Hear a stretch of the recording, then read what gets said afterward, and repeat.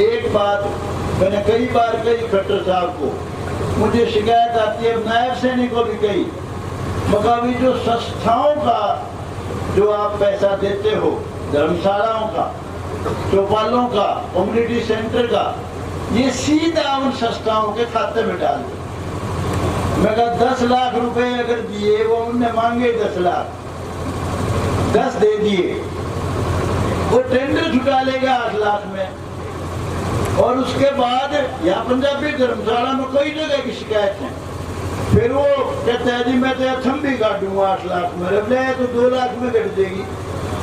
यानी खाओ पीऊ सौदा हो गया। कई बार आवाज उठाई, नायब सैनिक को कई बार कह दिया मैंने कि भाई ये जितनी भी संस्थाएं हैं, धर्मशाला हैं, HRDF का पैसा, वेगी का पैसा, डी प्लान का पैसा, सारा इनके खाते में सीधा डालो और टेंडर को इसको खत्म कर दो। टेंडर का मतलब है गड़बड़ी गड़बड़ी और कुछ नहीं उसमें। टेंडर बहुत कहा मैंने, कई बार कहा खट्टर साहब को भी, या ऑनलाइन तेरी मास्टर तक तो ठीक है, लेकिन कितना ही जरूरतमंद आदमी, कितना ही परेशान आदमी ट्रांसफर कराना चाहता है, पोस्ट खाली पड़ी है, क्योंकि या तो ऑनलाइन है, बगैर ऑनलाइन जब तुम पर्ची लेने जाओगे, जब से देंगे ऑनलाइन भगाओगे लोगों को। ये मैंने विधानसभा में कहा, तेरे पोर्टल ने वहां पाड़ के भगा देंगे लोग खट्टर साहब। मैंने कहा कई बार कहा, मैंने एक बार नहीं कहा, लेकिन भाई थोड़ी बात समझ में आई। एक बात और कही, मैंने कहा आप सारी नौकरी मेरिट में देते हो। अरे जिन कार्यकर्ताओं ने तेरी चीफ मिनिस्टर बनाया, पार्टी की मदद करी, वो कार्यकर्ताओं के बच्चे वो कहाँ जाएंगे? 35 साल का हो गया, 40 साल का हो गया, खट्टर साहब आप थोड़े ज्यादा आगे हो गए, कुआरे हो लगे। और वह जो 35 साल के, 40 साल के हैं, कुआरे मरेंगे, वो तन्ने क्वेश्चन की जो याद करते। उनकी तो खैर उसने 1-2 दिन 5 से 3,000 पेंशन बढ़ा दी, इसका ब्याह नहीं हो रहा, 40 तक नहीं।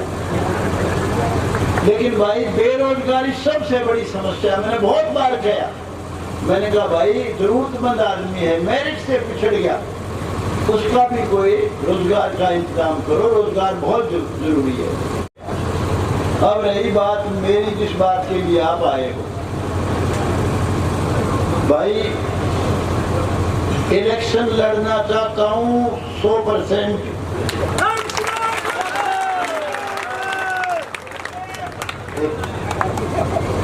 इलेक्शन MLA बनने के लिए नहीं लड़ना चाहता, इलेक्शन लड़ना चाहता हूं थारा बदला ताड़ का मारा।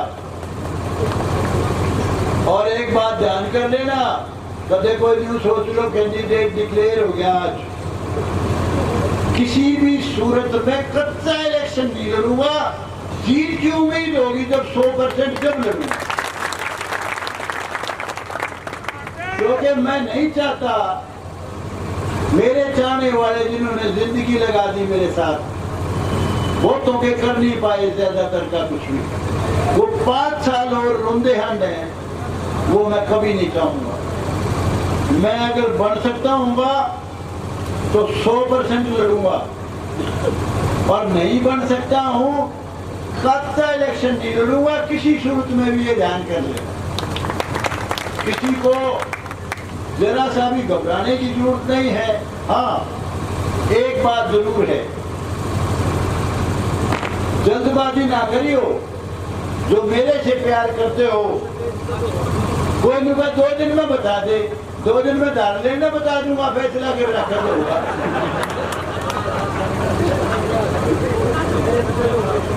मेरा इंतजार करना पड़ेगा।